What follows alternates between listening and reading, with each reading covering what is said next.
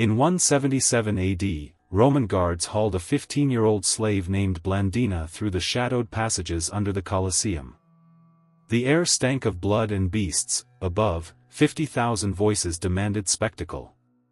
Over the next 3 days, her fate would not only end in death but help trigger events that undermined Roman power. For 2 millennia, the reality of what captive women suffered in the arena was minimized. Textbooks praise gladiators, museums celebrate engineering, but they rarely acknowledge the ritual cruelty before the main events. In 2019, excavations beneath the Colosseum uncovered evidence so disturbing that work stopped and headlines spread worldwide. By the end of this video, you'll understand 3 things erased from most history lessons: the pre-show ritual permitted, often required, by Roman law, a legal execution method designed for maximum brutality and frequently inflicted on women, and the 2019 discovery showing the scale of these atrocities was far larger than previously believed. If you're willing to confront one of Rome's darkest truths, subscribe. This story deepens. Stay to the 8-minute mark to see a graffiti inscription they tried to scrape away. Now imagine Rome around 100 AD. Marble glittered on the surface. Beneath it lay an empire built on human suffering. Roughly 60 million people were enslaved, about 1 in 3. The Colosseum seated around 50,000, 28 lifts raised beasts from the hypogeum, awnings were worked by sailors, drains could flood the arena for mock sea battles. But below, in dozens of holding cells, many captives were women, prisoners of war from Germania, Britannia, North Africa, and the Near East, criminals, condemned for being Christian, resisting marriage or simply being seized in raids. For generations, historians obsessed over gladiators, their weapons, diets, fame, while what happened in those tunnels was dismissed as entertainment. Yet records exist. In 1952, while repairing a collapsed section, an archaeologist found 6 Latin words carved in stone. They took her screaming, "Mars, forgive us. Not the god of mercy, Mars, the god of war." The practice wasn't rumor, it appears in legal codes, church writings, and eyewitness accounts. Rome had a term, damnatio ad lupana, condemnation to the brothel. The brothel was the arena. Before contests and beast hunts, guards paraded female captives, branded infames under the Lex Julia de Six Publica, stripped of honor and all legal protections. Families watched, vendors sold food, children looked on. It was scheduled, lawful entertainment. Tertullian, writing in Carthage around 200 AD, describes women handed to gladiators as prizes. The Senate regulated this, the Ludi Romani hosted preliminaries, even rebels in 73 BC demanded the practice end, meaning it predated the Colosseum. One woman fought back. Tertullian records that she injured 2 guards so severely they needed treatment. Officials chose Rome's most infamous execution, damnatio ad bestias, condemnation to the beasts. But the phrase understates the theater. The Romans staged fatal charades, myth reenactments where violence and death were real. Female captives were cast in roles of sexual humiliation and degradation. Martial, writing for the Colosseum's inauguration around 80 AD, describes a Pasiphae performance where a woman was forced into a scene with a bull. Josephus corroborates similar horrors, a woman bound and dragged to death by a bull. Beneath the arena, machinery enabled precision, platforms, trapdoors, pulleys, timed releases.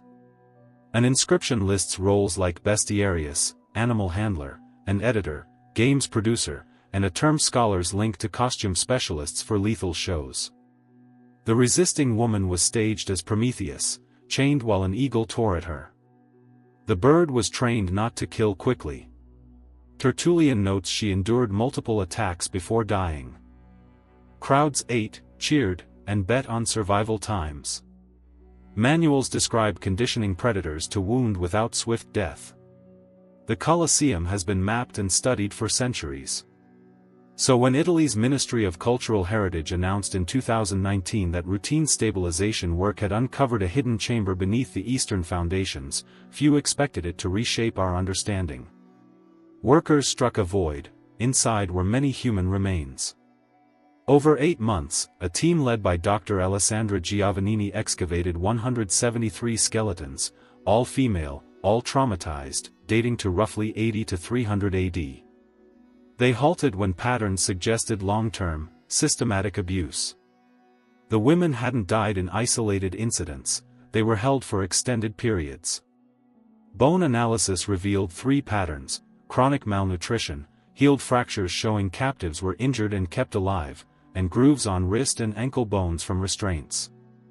DNA indicated they were not native Romans, they came from across the empire. Ages ranged from 12 to 30, 12. 3 headline findings followed. Disease markers showed infections Rome knew how to treat, implying care was withheld. Isotope analysis revealed luxury foods shortly before death: fish, imported fruit, wine, suggesting ritual purification diets for sacrificial victims.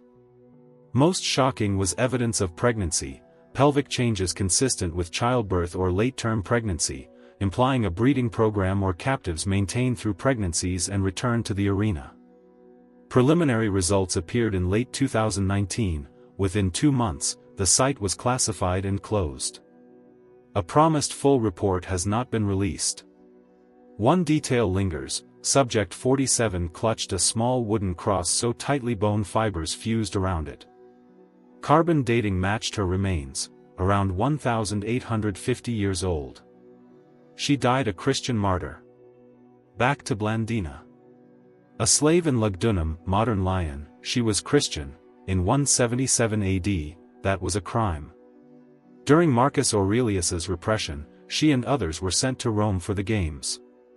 A letter from surviving Christians preserved the account, long doubted, until 2019 made it plausible.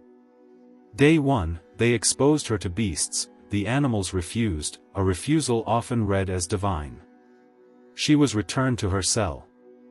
Day 2, guards attempted damnatio ad lupana, offering her to gladiators. A gladiator named Marcus refused and was executed, 2 others refused, riots erupted, imperial officials intervened. Day 3, they scourged her with a flagrum, 40 lashes to flay flesh, set her on a red-hot iron chair, then cast her in a net before a bull, which gored her to death. Her defiance and the gladiators' refusals triggered a political crisis.